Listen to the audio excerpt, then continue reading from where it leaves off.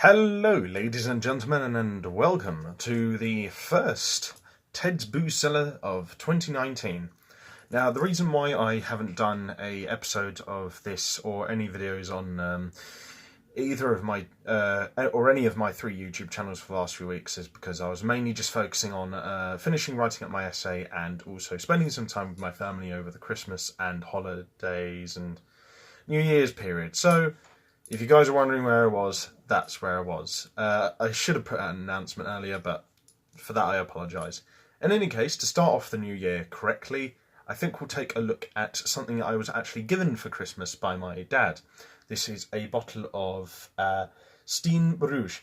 It is a interesting little Belgian blonde ale. And the thing is, like I said back in my Vedette review, Belgian blonde ales are kind of interesting and unique in that, like, a lot of them are kind of a weird cross between a pale ale and a lager, as like we Brits would perceive it. So this is a bit of a different sort of kettle of fish to kind of what we're usually used to here in the UK. But I'm interested to try it, and I haven't actually tried this one before, although I do love my Belgian blonde ales. They're a bit of a peculiar taste, and I can certainly understand if someone didn't like them, because they've got a very particular taste, but they're definitely worth trying sometimes. So yeah, let's give this a shot. It's only 6.5%, which for Belgian blonde ale isn't too bad in terms of the alcohol percentage.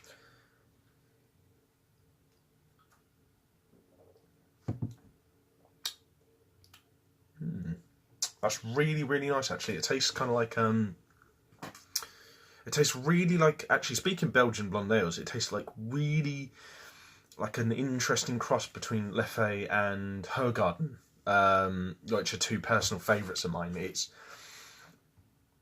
got that sort of like goldenness of Leffe, but it's also got that sort of, back of the throat sort of like real heartiness of like something like, say like Hergarden, or like, I'm trying to think of another hearty beer or lager. Like, it's got the same kind of, like, say, back of the throat heartiness as a really good IPA, but it hasn't got like that same sort of like bitterness and that same sort of tang that an IPA has. It doesn't really taste like one. It just has the same sort of like warming up the sort of back of the throat sort of feeling that an IPA might sometimes have, just without like the same flavours and the same level of bitterness. In reality, its flavour is more closer to, say, a cross between Hergarden and Leffe, as I said earlier, but it's very unique, actually. I mean, this is, again, another beer that I would say is only right to have like maybe 2 or 3 of at a time, just to really relax and chill out with it. But I don't know what I'd recommend to have with it. Maybe like some spicy coated nuts, or actually, if we're speaking really Belgian, a nice pot of white wine and cream sauce stewed mussels with some French fries. I imagine that would be really nice with one of these.